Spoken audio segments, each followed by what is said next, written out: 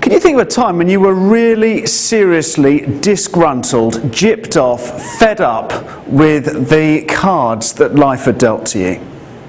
I don't know if you think back across your years, there is one moment that stands out. For me, I'm 12 years old. I'm at secondary school, sitting on the back row in Mr. White's geography lesson. And we've had a test on the kinds of things you do in first year geography at school. And I've whipped through the test and it's all done and there's ages left to go. And you just start to go into a vacant space. And suddenly Mr. White roars at you and accuses you of cheating, of copying from Ian Whale. You'd have to be a fool to copy from Ian Whale. I could have told Mr. White that, but I didn't. I told him I wasn't cheating, and he did not believe me. It's a rare crimp in my geography career. He marked the test. I got top mark in the class, and then he crossed it out and put a 0. Insult to injury. I don't know if you've ever really been gypped off with what life has dealt you. Barbara Ehrenreich, apart from the fact that I mispronounced her name, is seriously gypped off with life in her book Smile or Die. Why? Because she's been diagnosed with breast cancer. But actually that's not the thing that gyps her off in here. Oh yes, she's gypped off with the treatment, the pain, the disfigurement, but the thing that drives her to write the book are the annoying people who insist she's got to wear a pink ribbon, she's got to have a teddy bear, she's got to go in a sponsored event, she's got to be positive, she's got to be a survivor, because otherwise, smile or you'll die. Or my friend Graham. Graham's in his 50s, he's a stockbroker. He's not very successful, and he's kind of average successful, but every time there's a business cycle that goes down, Graham seems to miss out. His marriage is pretty stale, and he is mad about life. If Barbara's being told just grin and bear it, Graham won't have a bar of that. You invite him round your dinner party. He'll arrive, bring a bottle of good wine, and before the first course is through, he'll be ranting on something. And the evening will go on long and hard, and he will be the last person to leave, and after 25 minutes you'll get an email when he gets home, apologising. I didn't mean to go on like that. Disgruntlement in life gets to us all. Do you know how many books are written on happiness in the year 2000? Barnes & Noble, 50 on their catalogue. 50 books on happiness. By the year 2008, 4,000. There is an epidemic of just trying to cover over disgruntlement with a thin veneer of happiness that Barbara's mad about and Graham is mad about as well. The most popular course at Harvard University is positive psychology. So none of that pathology stuff, the stuff that goes wrong. This is all about being right, optimising how you live. 100 other courses like that, more than 100 other courses like that at other universities across the States, despite the fact, or perhaps because of the fact, that 15% of students in America would say they are clinically depressed. 15%, 1 in 7. How many of us in the room? 7. One of us. Now what does God say to this? Is this a situation of kind of maintain the rage through life, Graham style, send off an email at the end of the evening? Or just grin and bear it in that way that Barbara hates enough that she writes a book about it? Well, what God says is surprising. God says that godly groaning about life is actually good for us. Meet Barbara, she'll deny it. Her best hope is much narrower. Last line in the book. If I may end with my own personal secret of happiness, we can have a good time trying. Full stop. Or Graham, is godly groaning good for him? You don't think so when you're loading the dishwasher at 1 a.m. But that's what God says. Godly groaning is good for us. Because you see, our lives, if we draw a graph of our lives, we'll do time along the bottom. It's amazing how when you're left-handed you can actually write on your side and it's reasonably neat. Or at the top, we can put glory. And what is the track of our lives? Downwards. Until Jesus grabs us and lifts us up. But as a society, we have gone wrong. Some people call it post-modernity. We've torn up the story.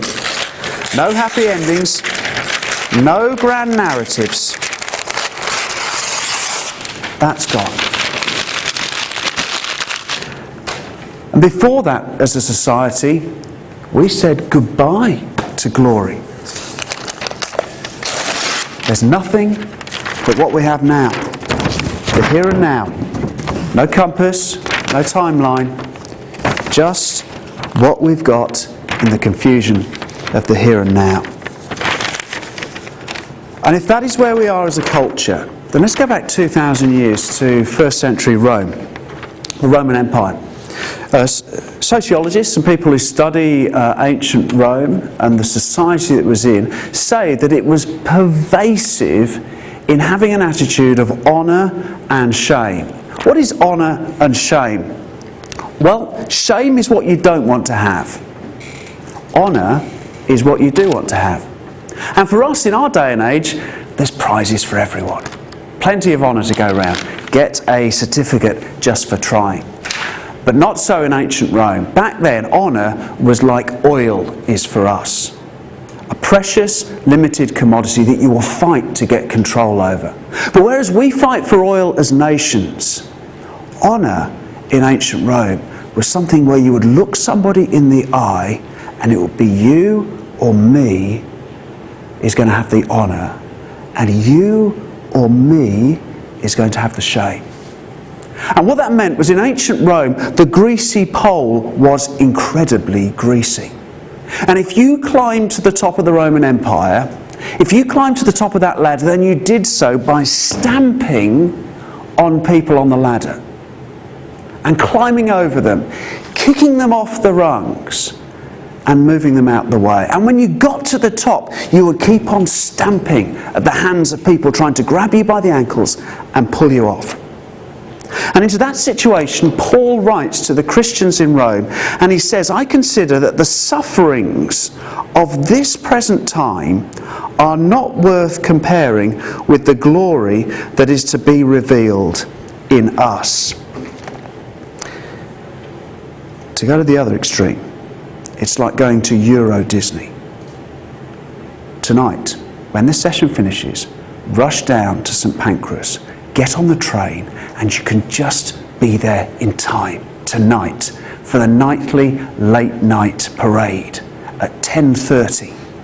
I was there last summer with the kids. Well, actually at 10:30 at night I wasn't there with the kids. I was there with the wife because we'd put the kids to bed and we nipped off to ride the roller coasters. And as we came home, the end of the day procession was happening in that classic 3-act Disney way where Minnie Mouse comes along on the float waving and Disney creates things, and then scene 2 happens and green smoke comes up and all the Disney villains appear to you, and around us in the crowd you could see children who were kind of shivering, moving back, holding on to mum and dad's ankle or knee or whatever bit of body was close at that particular time. But for me, all 6'3" of me, with my powerful X-ray eyes, I could see over the top of the green smoke in the distance, illuminated Act 3 on the way. There's Cinderella and her prince waving to the crowd. Aladdin and his princess. Snow White with grinning dwarves, and hubby as well. You see, in the distance, glory was drawing near. And if only those little children had the height to be able to see and the focal length to be able to get there, they would see so much more. And that's what Paul is saying here. He's saying the answer for you Romans is not around you in your society and the world you live in. For the creation waits with eager longing for the revealing of the sons of God. For the creation, including your society, was subjected to futility, not willingly, but because of him who subjected it, in hope that creation itself will be set free from its bondage to decay and attain the freedom of the glory of the children of God. The bondage to decay. I grasped that 2 weeks ago, watching the television with my kids, National Geographic Discovery Channel. And there was this film on about a waterhole in Africa and the conflict for food. And a conflict between a pride of lions and a hippopotamus troop who were trying to defend the dead body of a hippopotamus on the side of the waterhole from the lions who wanted a feast. And at one point, the camera went across to this one lioness who was padding off by herself. And the commentary said over the top, this lioness has eaten her final meal. And you could see that her jaw, bloodied, was hanging off, attacked by the hippopotamus. I looked across at my kids and they were just, and I was horrified. I had to look away. And when I looked up, the camera relentlessly was on this magnificent beast with no jaw. The commentary was going on saying this animal will never hunt again. She will die, and that's it for her. Creation knows the logic of decay. Creation groans. Now this is where the Bible now goes twisty on us. Because we might think that if all of creation groans, if all of our human cultures and societies are at that place, then surely we too all groan. But there's a twist in verse 23. Not only the creation, but we ourselves who have the first fruits of the Spirit groan inwardly. It's not that everybody groans inwardly, but those who have the first fruits, the first taste, the initial flavour of the rich harvest to come of the Spirit, groan inwardly as we await eagerly for adoption as sons and daughters, the redemption of our bodies. You see, you might think that Christians don't groan, followers of Jesus do not groan because they're like those police officers with the massive guns at Heathrow Airport, big, bulletproof, padded jackets on. Nothing can puncture you or me. Whereas in fact we're more like those mods from the 1970s. And on your back, if you're a Christian, is a massive, great big target. And all the present sufferings of this world are going to zoom in on you and zoom in on me. Paul doesn't say here that we're bulletproof. He says here, verse 23, we ourselves groan inwardly. And why do we groan? Because we have the first fruits of the Spirit. We get the sense, the flavour, the nourishment of something that is better. The first fruits of the Spirit. We wait eagerly for adoption as sons and daughters, the redemption of our bodies. You see, you can store your computer files up on the cloud. But for you and I, the destiny is not the cloud. It's this creation made new. It's what these trees and flowers and concrete is waiting for, crying out for. The key words in verse 23 and verse 19. Sons. Creation waits with eager longing for the revealing of the sons and daughters of God. Verse 23. We wait eagerly for adoption as sons and daughters, the redemption of our bodies. So, Barbara, there's something bigger than just trying to have fun in trying. And Graham, there's a particular way that you as a Christian, with all your midlife crises, should be waiting. Verse 24 and verse 25 give us the beacon lights that will guide us through the harbour. Verse 24, for in this hope we were saved. Now, hope that is seen is not hope. For who hopes for what he or she sees? You see, we're in the opposite place of Dante. Do not abandon hope, all you who have entered here. John Stott talks about hope as faith looking forward, gazing over the top, looking for the coming glory, over the top of the groaning foreground. Hope and patience. Hope that doesn't rush because it's patient. Patient that isn't just futile because there is hope. Verse 25, for if we hope for what we do not see, we wait for it with patience. If you are going through hell at the moment, Winston Churchill said, if you are going through hell, keep on going. It's only those who have the vision of adoption, sonship, daughtership, that can actually do that. And of course the Spirit. We don't often think about the Spirit as conservative evangelicals because it's a little bit awkward and tricky. But Paul does here, verse 26 and 27. Likewise, the Spirit helps us in our weakness. He is on our side. For we do not know what to pray for as we ought. Words fail us. But the Spirit himself intercedes for us with groanings too deep for words. And he who searches hearts, whether that's God the Father, Acts 15, God the Son, Acts 1. He who searches hearts know what is in the mind of the Spirit, because the Spirit intercedes for the saints according to the will of God.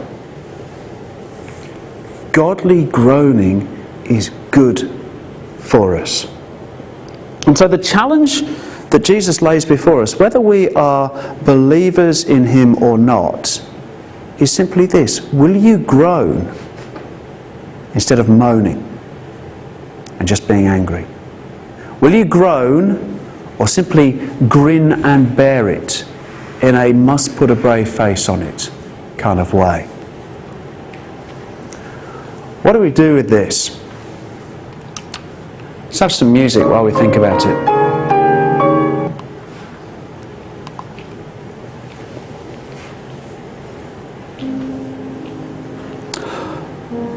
I want to tell you about my Auntie Jean. She lived just down the road here on Chase Side. And she was an awkward auntie. Some aunties are kind of easier than others. But Auntie Jean, she was really quite moody.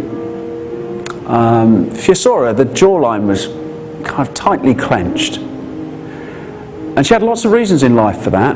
Things you could look back on and see. Her husband dying suddenly on her in the bathroom at home of a heart attack. Age 44. No children. Lots of disappointments and hardships. She grew up in the Blitz. Rationing, so on and so forth. And it showed.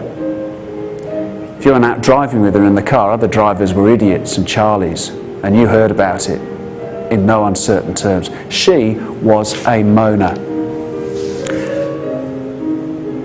But in the last few weeks of her life, as she lay in hospital, dying of cancer, she began to learn how to groan.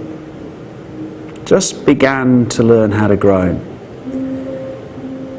She'd never been one to talk about religion, but she started asking if I could read the Bible with her, expecting me to pray with her. And when it came to take her funeral, she had no church, so we had the funeral over in the chapel, and then went down the crematorium And this was the piece of music that her sister, who lived with her, had chosen to play. And this music sounds nothing at all like Auntie Jean. It's far too pleasant. And we sat there when the curtains had gone round and listened to 5 minutes and 12 seconds of Beethoven like this. And the great thing about Auntie Jean was, in the end, she stopped moaning and did start to groan.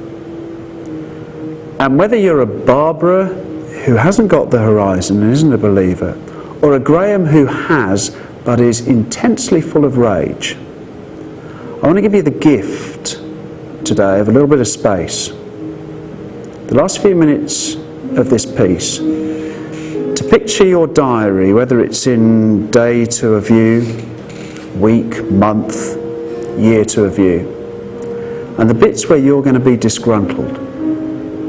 And as you picture it, I want you to spray it with the bright red paint of hope and the vivid green colour of patience. The sufferings will still be there, but may you groan in a godly way as you anticipate them.